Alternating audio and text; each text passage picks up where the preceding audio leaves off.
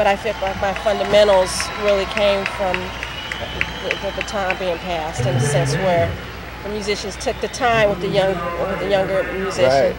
And I sat next to people like Lamond Hamilton and all these great people through the Jazz Development Workshop.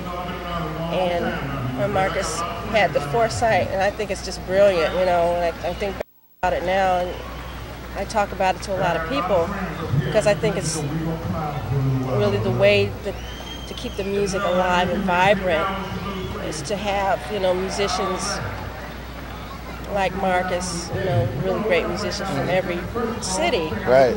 You know, give them the opportunity to mentor. Right. And that was something that was done through Parks and Recreation. You know, do you think it's still the same? Public schools, you know. So. Do you think that mentorship is still the same? The necessity for it, yeah. Do you think they're still supporting it? Like, do you think? I mean, like, not in the same. I don't know what the combination of things that all the right things came together. Mm-hmm. I mean, I'm not sure what it was, but everybody. I mean, at that time, it was, you know, there was a clarity about, you know, the importance of doing it, and I don't know what the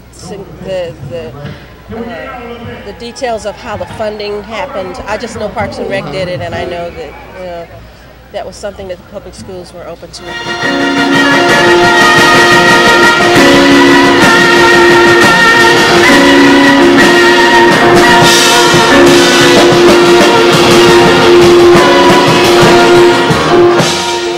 Capital in Sofia, in Bulgaria, and none of the musicians spoke English, and I didn't speak any of the Balkan language, so that was. But we got through it. Music is a universal language. We got through the music just fine. See, that's the part that amazes me, is that beyond language and politics and anything, people can step on a stage and not be able to speak to each other, but they can start making music. And people can communicate to them through their instruments. This is true. And have a thing, create something, make something new that's never existed. This is true. And still walk off stage, not know their language, but they can still share that passion making that thing. Yes, I don't think we can do without music. I think the world would go, if it's not chaotic enough already, I think it would not exist without music. And I always say that to people who think that this is just a hobby and don't think that it's a necessity. Music is important to the fabric of mankind. I've always thought so, and there's certain ones of us who have been blessed and gifted and lucky enough to play music, and my experiences with it have been wonderful. I mean, there's ups and downs in everything we do, but music has been a very positive experience, and I do it because it seems to inspire people. It certainly isn't because in music, you know, it's like you'll make hundreds of dollars playing music. Hopefully it doesn't cost you anything. Yeah, not millions, not thousands, but you will make hundreds.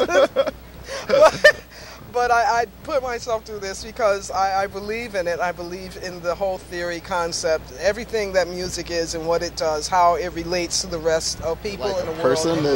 It was actually, I started dancing before I ever went to school. Both my parents were Irish immigrants. They're both from Dublin. And actually, none of my relatives in Ireland had ever taken Irish dancing. It was just, I think my parents found out that it existed in Toronto, and it was, I think, I was 3 years old, so it was not from me. It was more, I think, for them to have a sense of community, you know, getting together with other Irish immigrants, people that were in the same situation as them, and it just grew from there. So I ended up obviously loving it. And you're good at it too. Do you remember the first live music event or like thing that like you looked on stage, you're like, I could be on stage? Well, it's funny. I used to go to musicals a lot when I was little, and I can't even think of the name of the first one that I went to see. But I remember as a little girl wanting to dance and sing on Broadway. That was my thing.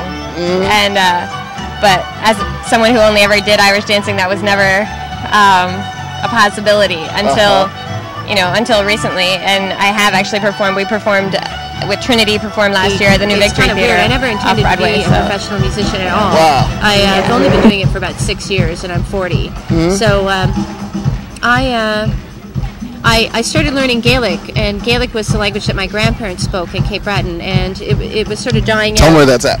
Oh, Cape Breton is in Nova Scotia in Canada, the east coast, and it's a place where in the 1800s a lot of people were kind of pushed off their land in Scotland. A lot of the sort of peasants, I guess it would be, were cleared off the land. They called them the Highland clearances, and a lot of people ended up coming to Nova Scotia. Tens and tens of thousands of them came on these in the bottom of these boats and whatever. They came with very little, but they had this very rich oral tradition of singing and storytelling and all in the Scottish Gaelic language. So my grandparents were Scottish Gaelic speakers, although they were fourth generation Canadians.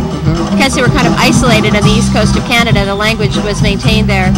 So I always was kind of interested in it, even though by the time I was a kid, nobody was speaking Gaelic to kids. They speak English to, so you know, you get on with life and move ahead and that sort of thing. So, but I was always interested. So I got interested in singing the songs. And then I went to a couple of really traditional kind of community events, and I just thought, I have to learn this language. I have to sing these songs. I have to hang out with these old men and women who sing these songs. And that was my huge motivation.